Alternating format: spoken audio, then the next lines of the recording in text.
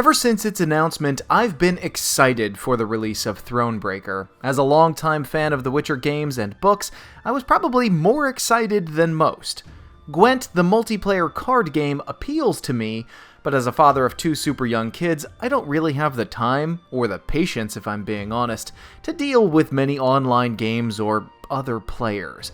My schedule is too erratic and my free time rarely goes uninterrupted, so what I want is something fun, challenging, but able to be enjoyed at my own pace. And Thronebreaker is most of those things. Do you see now, Reynard? I believe I foretold it would be thus. My son wasn't ready in the least to rule an entire country. I confess, Prince Willem has much to learn yet. Yes. And very little time. Thronebreaker takes place in the same world as the Witcher games, but it's set during the time period of the Witcher book series. As the Nilfgaardian Empire progresses north and conquers more land, Queen Meve loses her territories Lyria and Rivia to the invaders, and she leads an army of guerrilla fighters in an attempt to reclaim her land. It's the player's role to make Meve's decisions for her as the story progresses. Who you trust, who you punish, who you praise, who you invite to join you, and who you shun all plays a role in how the story unfolds. Each one of your decisions has an impact, big or small, in the story. And Thronebreaker does a marvelous job of weaving the adventure around your decisions. It's a complex web of moral ambiguity, excellent script writing, and fine voiceovers. Despite quote-unquote just being a card game, it is a highly ambitious title, and there are few games like it. The best way to describe it would be to crossbreed the Oregon Trail or the Banner Saga with a card game and an audio fantasy book. With each step, she could not know if she would find rock or plunge beneath the black water's surface. The Queen's soldiers followed single file, carefully mirroring her every move. The player controls Meve in a top-down map as she searches for gold and supplies to fund her war effort, but also attacking foreign invaders and saving the occasional citizens from monster attacks, which are prevalent in the world of The Witcher, especially in times of war as corpses scatter the countryside. Combat is handled entirely with the Gwent card game, which gained fame as a minigame in 2015's The Witcher 3. But to keep everyone's expectations in check, this version of Gwent is not a one-to-one representation of what was played in The Witcher 3. The rules are slightly changed, the cards are different, but the spirit remains the same. And truth be told, it took me a little longer to warm up to Thronebreaker than I had anticipated. The story, visuals, and music were all pitch perfect, but learning the ins and outs of this new set of cards was a bigger personal hurdle than I predicted. In this gripping tale of betrayal and rebellion, I never thought I'd have to manually pick up resources along the way, unless they truly mattered. And it's something you do a lot, and it's just money and wood. Money and wood. It's not auto-looted by simply walking over it, you have to hold down a button every time just to get a little more money and wood. Money and wood. You defeat an enemy? You think the spoils of war would automatically be placed in your inventory? Nope, you have to pick it up.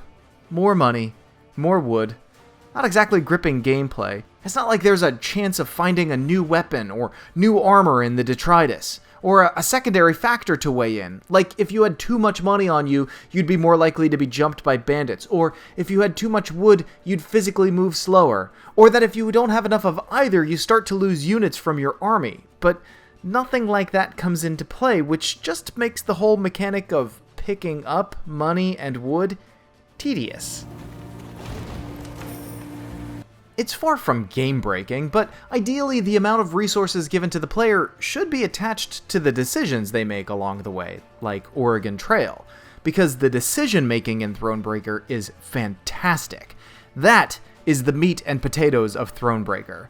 There were points in the story where I had to make a decision in which I had to step back from my PC for a few minutes just to process. And even now, after completing the game, I'm mentally mapping out future playthroughs and wondering if I personally, morally, can make a few different decisions knowing fully well this is just a video game.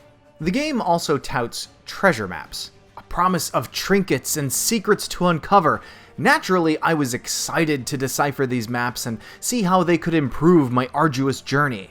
Maybe the treasure would be an NPC's lost item that I could return in exchange for a new card in my deck, or perhaps these secret items would allow me new dialogue options during interactions. Nope. Every treasure chest is simply a cosmetic item able to be used in the multiplayer version of the game, which has no impact on the journey, which I have no interest in playing because I purchased Thronebreaker with the sole intent of playing a single-player game. Be sure to drink your Ovaltine.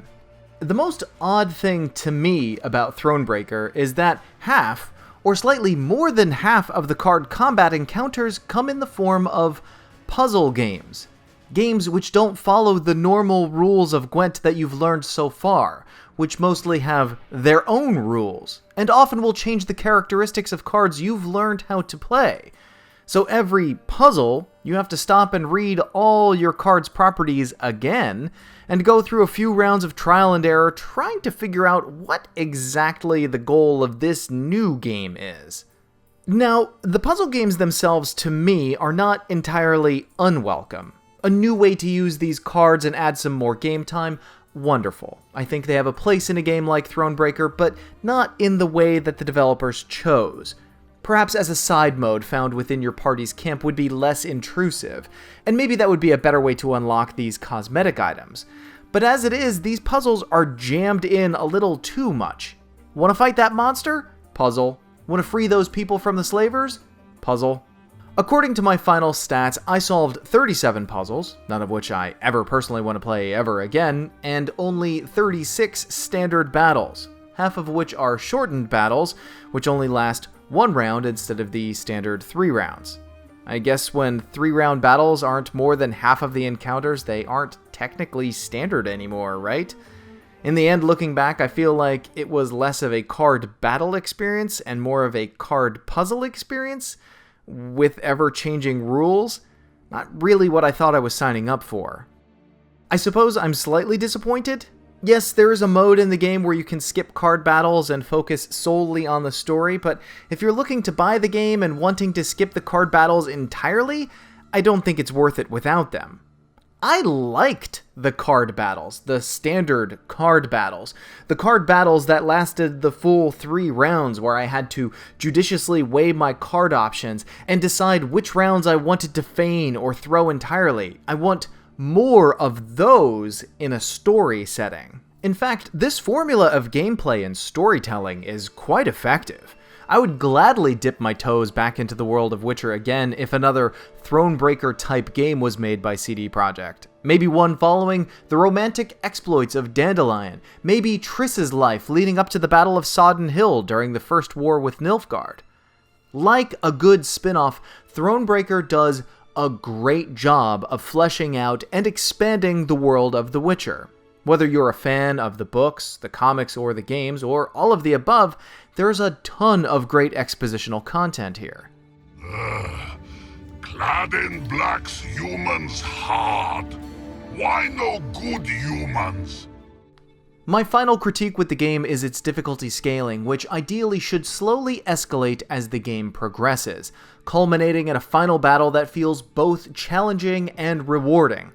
Instead, the game's difficulty is a bit rough at the beginning, as one would expect with learning a new game, but slowly gets easier and easier until about 2/3 of the way through. And at that point, I was slaughtering my opponents without mercy. I had almost no chance of losing. I had more resources than I knew what to do with. The game became a cakewalk until the very final battle when Thronebreaker threw a bus at me. For perhaps the first time, I had to properly sort through my card deck and precisely build a team for the task at hand, fighting an opponent with a near inexhaustible supply of cards, and following what seemed like his own set of rules. It took me hours of trial and error to get the fight just right. The boss battles in the game felt more like puzzles than traditional fair fights, and the final boss rubbed me entirely the wrong way. Your mother was a hamster, and your father smelt of elderberries! I would never dare call Thronebreaker a bad game, because it's not. It's practically a unicorn in the video game world. There are so few games like it. Certainly there are card games, and there are RPGs, and there are games with branching and alternating storylines, but there are few that merge these elements together so well. I hope this is the beginning of a broader trend. If so, sign me up. The story and the voice acting and art all had me glued to my seat through the entire journey. It was a joy to sit down with a cup of coffee, relax, and melt into this digital realm. Few games have choices which feel like they really matter, where your choice isn't an illusion of choice for the sake of empowerment. It's a good game, but it's probably not going to convert people into new card game enthusiasts or new fans of The Witcher. However, if you are a card game enthusiast or a fan of The Witcher, then yeah, put Thronebreaker on your wishlist.